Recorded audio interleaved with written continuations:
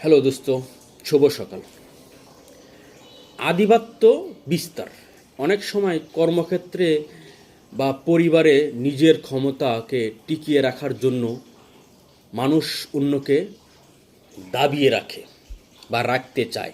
তারা ভয় পায় যে অন্য কেউ যদি তাহার নিজের দক্ষতা বা যোগ্যতায় কোনো কাজ করে বা কাজে এগিয়ে যায় বা এগিয়ে গেলে তাদের গুরুত্ব কমে যায়। এজন্য মানুষ সবসময় অন্যকে দাবিয়ে রাখতে চেষ্টা করে, কিন্তু দক্ষতা থাকলে মানুষ মানুষকে কখনো দাবিয়ে রাখতে পারে না।